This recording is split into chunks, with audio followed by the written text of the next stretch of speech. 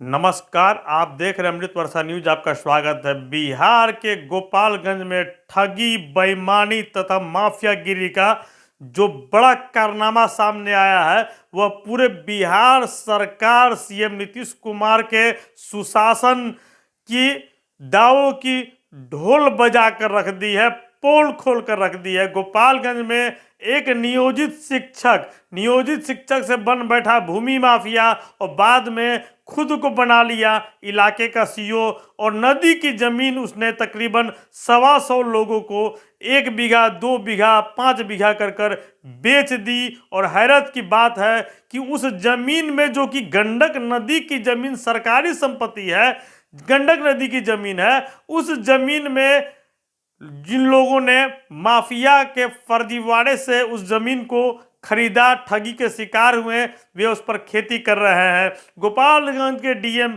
नवल किशोर चौधरी के द्वारा किए गए छानबीन खोजबीन के बाद यह बड़ा मामला सामने आया है, जहां गोपालगंज में संतोष महतो नामक एक शख्स, जो नियोजित शिक्षक बताया जाता है, गोपालगंज के मांझा प्रखंड के लंगटू हाथा गांव का रहने वाला संतोष महतो एक नियोजित शिक्षक बताया जाता है।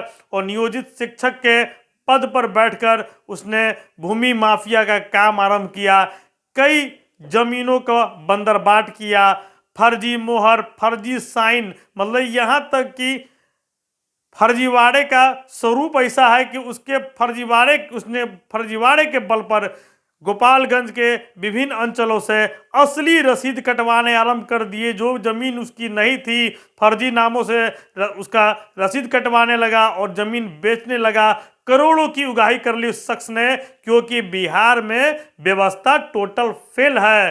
तमाम सरकारी विभाग आकंठ भ्रष्टाचार से डूबे हैं, जिसके कारण माफिया तत्वों में बेहताशा वृद्धि हुई है।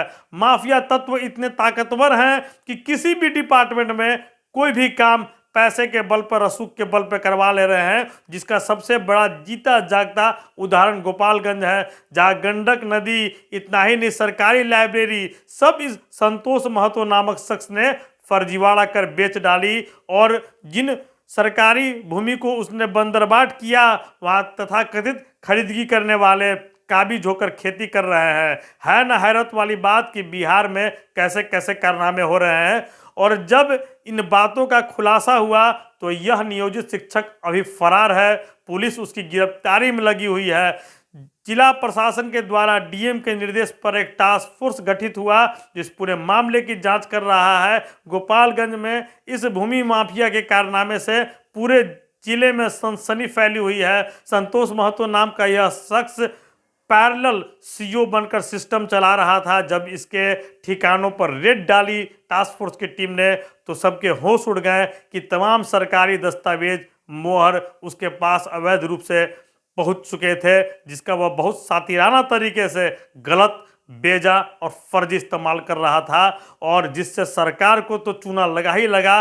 तकरीबन 125 लोगों को उसने चूना लगा दिया, करोड़ों की उगाही की, और अभी फरार हो गया है। संतोष महतो जैसे माफिया तत्व यह साबित करते हैं कि बिहार में सरकार की स्थिति कितनी लचर है, व्यवस्था कितनी दोषपूर्ण हो गई है। कैसे एक माफिया तत्व एक विभाग पर एक भारी पड़ जाता है और उसके मन मुताबिक उसके खर्च किए जाने वाले काले धन के बल पर विभाग के लोग फर्जीवाड़ा और गलत करने में बाध्य हो जाते हैं। ऐसा सिर्फ गोपालगंज ही नहीं, बिहार के कई जिलों में कई कारनामे सामने आ रहे हैं माफियागिरी के, जहां सिस्टम नंगा होता जा रहा है। पारदर्शी तरीके से दिख रहा है सिस्टम के आर पार कि कैसे माफिया तत्व विभागों में काबिज हो चले हैं। जब विपक्ष में राजद कांग्रेस होती थी, तब उस समय वे इस प्रकार के आरोप लगाते थे, और अब जब भाजपा विरोध में है तो वह यह आरोप लगाती है। मतलब बिहार में भले आरोप प्रत्यारोप का खेल राजनीतिक दलों के बीच लंबा चलता रहे, लेकिन माफियागिरी पर अंकुश नहीं लगाएगी। आखिर ये माफियागिरी पर अंकुश लगाएगा कौन, जब सिस्टम ही इन माफियाओं पे मेहरबान रहता है। कभी कभी किसी माफिया शक्ति की गुनाह बढ़ जाते हैं, उसके कारनामे बढ़ जाते हैं, तो कहते हैं ना, पाप का घड़ा खुद ही फूट जाता है। उस तरह उसके पीछे फिर प्रशासन लग जाती है और फिर उसके कारनामे बाहर आने लगते हैं और फिर उस पर कानूनी कार्रवाई की जाती है। लेकिन कई मामलों में जांच तक भी बात नहीं पहुंच पाती है। जैसा कि आप अभी हम बता रहे हैं आपको, संतोष महतो जैसा एक नियोजित शिक्षक इतना बड़ा भूमि माफिया बन बैठा है, इतने बड़े कारनामे कर लिए, करोड़ों की उगाही कर लिया। क्यों?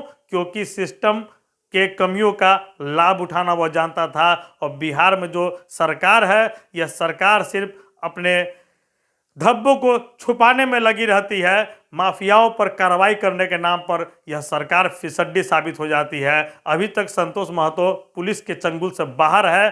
अब आने वाला वक्त बताएगा कि गोपालगंज प्रशासन ऐसे माफिया तत्व को कब तक गिरफ्तार कर पाती है और इसके साजिश और फर्जीवाड़े के शिकार लोगों को किस हद तक न्याय दिला पाती है। आप देखते रहिए अमृत वर्षा न्यूज। धन्यवाद।